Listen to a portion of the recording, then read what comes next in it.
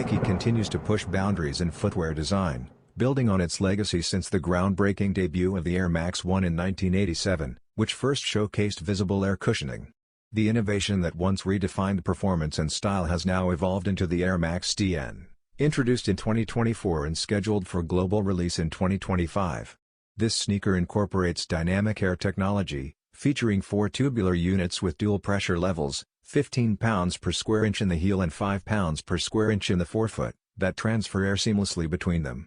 The result is a stride that feels adaptive, almost like the shoe and foot are in sync. Beyond its technical breakthrough, the Air Max DN boasts a bold aesthetic, with a vibrant orange base enhanced by fluid black marbling, symbolizing motion and energy. Fusing artistry with performance, the model represents individuality while strengthening Nike's identity.